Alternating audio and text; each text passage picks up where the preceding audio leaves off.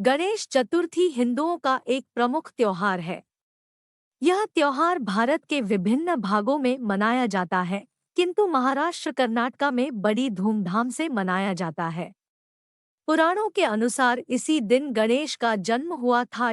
गणेश चतुर्थी पर हिंदू भगवान गणेश जी की पूजा की जाती है। कई प्रमुख जगहों पर भगवान गणेश की बड़ी प्रतिमा स्थापित की जाती है। इस प्रतिमा का 9 दिनों तक पूजन किया जाता है। बड़ी संख्या में आस-पास के लोग दर्शन करने पहुंचते हैं। 9 दिन बाद गानों और बाजों के साथ गणेश प्रतिमा को किसी तालाब, महासागर इत्यादि जल में विसर्जित किया जाता है।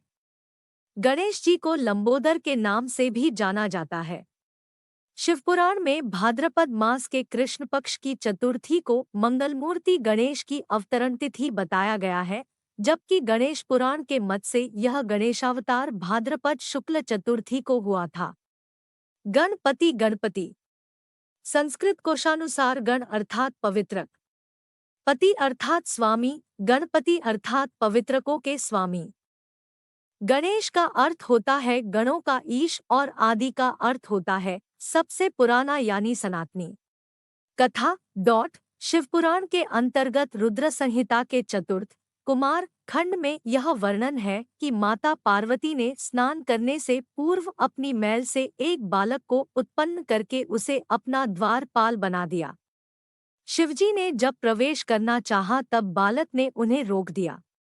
इस पर शिवगणों ने बालक से भयंकर युद्ध किया, परंतु संग्राम में उसे कोई पराजित नहीं कर सका।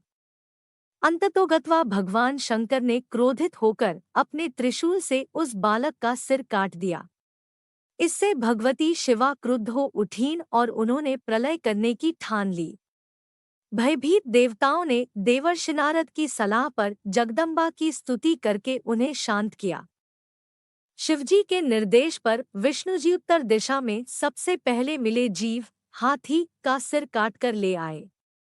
मृत्युंजय रुद्र ने गज के उस मस्तक को बालक के धड़ पर रखकर उसे पुनर्जीवित कर दिया। माता पार्वती ने हर्षातिरेक से उस गजमुख बालक को अपने हृदय से लगा लिया और देवताओं में अग्रणी होने का आशीर्वाद दिया। ब्रह्मा, विष्णु, महेश ने उस बालक को सर्वाध्यक्ष घोषित करके अग्रपूज्य होने का वरदान दिया। भगवान शंकर ने बालक से कहा, गिरिजानंदन, विघ्न नाश करने में तेरा नाम सर्वोपरि होगा। तू सबका पूज्य बनकर मेरे समस्त गणों का अध्यक्ष हो जा। गणेश्वर, तू भाद्रपद मास के कृष्ण पक्ष की चतुर्थी को चंद्रमा के उदित होने पर उत्पन्न हुआ है। इस तिथि में व्रत करने वाले के सभी विघ्नों का नाश हो जाएगा और उसे सब सिद्धियां प्राप्त होंगी। कृष्ण पक्ष की चतुर्थी की रात्रि में चंद्रोदय के समय गणेश तुम्हारी पूजा करने के पश्चात व्रती चंद्रमा को अर्घ्य देकर ब्राह्मण को मिष्ठान खिलाए। तदोपरांत स्वयं भी मीठा भोजन करे। वर्ष पर्यंत श्रीगणेश चतुर्थी का व्रत करने वाले की मनोकामना अवश्य पूर्ण होती है। दूसरी कथा। एक बार महादेव जी पार्वती सहित नर्मदा के तट पर गए। वहां एक सुंदर स्थान पर पार्वती जी ने महादेव जी के साथ चौपड़ खेलने की इच्छा व्यक्त की। तब शिवजी ने कहा, हमारी हार-जीत का साक्षी कौन होगा?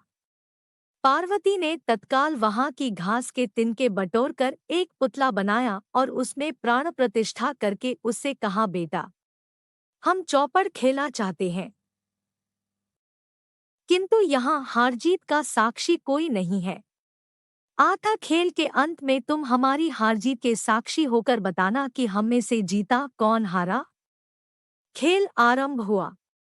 दैवयोग से तीनों बार पार्वती जी ही जीती। जब अंत में बालक से हार-जीत का निर्णय कराया गया तो उसने महादेव जी को विजय बताया। परिणामतः पार्वती जी ने क्रुद्ध होकर उसे एक पांव से लंगड़ा होने और वहां के कीचड़ में पड़ा रहकर दोहक भोगने का श्राप दे दिया। बालक ने विनम्रतापूर्वक कहा, माँ, मुझसे अज्ञानवश ऐसा हो गया है। मैंने किसी कुटिलता या द्वेष के कारण ऐसा नहीं किया। मुझे क्षमा करे तथा शाप से मुक्ति का उपाय बताए। तब ममतारूपी माँ को उस पर दया आ गई और वे बोली, यहाँ नागकन्याएं गणेश पूजन करने आएंगी। उनके उपदेश से तुम गणेश व्रत करके मुझे प्राप्त करोगे। इतना कहकर वे कैलाश पर्वत चली गई। एक वर्ष बाद वहां श्रावण में नागकन्याएं गणेश पूजन के लिए आईं। नागकन्याओं ने गणेश व्रत करके उस बालक को भी व्रत की विधि बताई।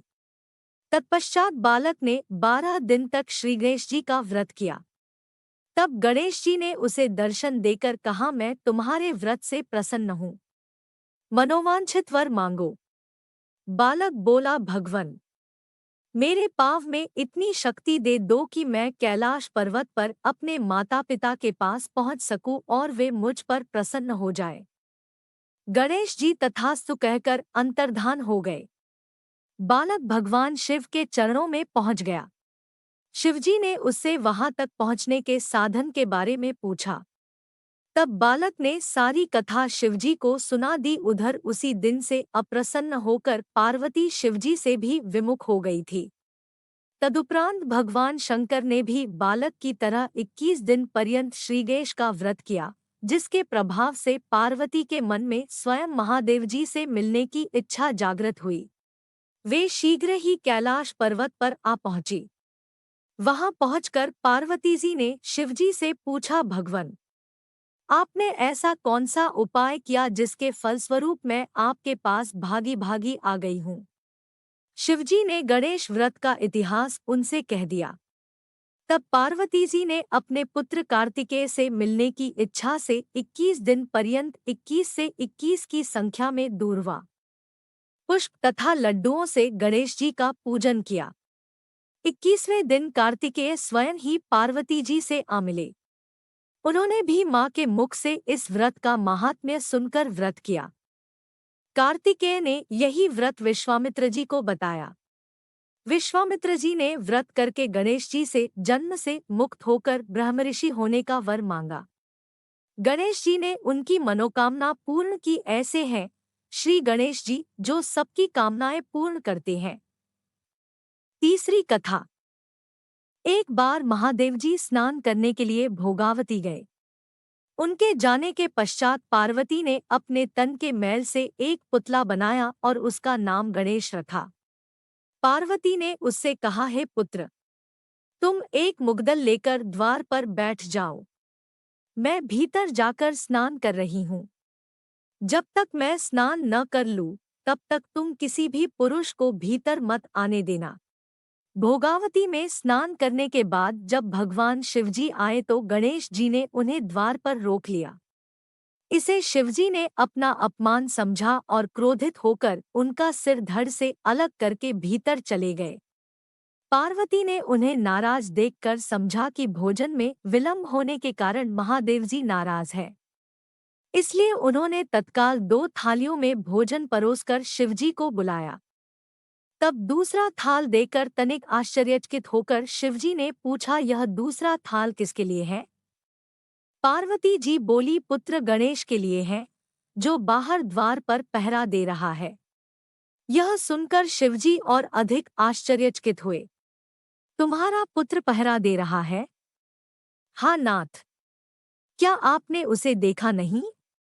देखा तो था, किंतु मैंने तो अपने रोके जाने पर उसे कोई उद्दंड बालक समझकर उसका सिर काट दिया। यह सुनकर पार्वती जी बहुत दुखी हुई। वे विलाप करने लगी।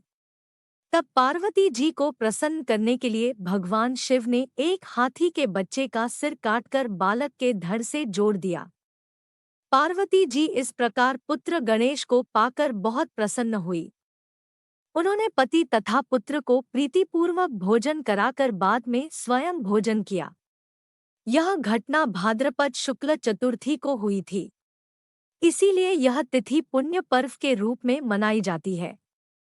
व्रत भाद्रपद कृष्ण चतुर्थी से प्रारंभ करके प्रत्येक मास के कृष्ण पक्ष की चंद्रोदयव्यापिनी चतुर्थी के दिन व्रत करने पर विघ्नेश्वर गणेश प्रसन्न होकर समस्त विघ्न और संकट दूर कर देते हैं। चंद्र दर्शन दोष से बचाव।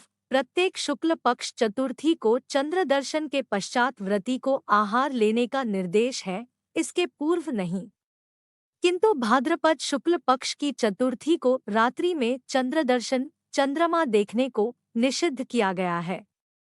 जो व्यक्ति इस रात्रि को चंद्रमा को देखते हैं उन्हें झूठा कलंक प्राप्त होता है, ऐसा शास्त्रों का निर्देश है। यह अनुभूत भी है। इस गणेश चतुर्थी को चंद्र दर्शन करने वाले व्यक्तियों को उक्त परिणाम अनुभूत हुए, इसमें संशय नहीं है। यदि जाने अनजाने में चंद्रमा दिख भी जाए तो निम्न मंत्र का पाठ अवश्य कर लेना चाहिए। सिंह प्रसेनम अवधीत सिंहो जाम्बवता हत सुकुमारक मां रोदिस्तव ह्येष स्वमंतक।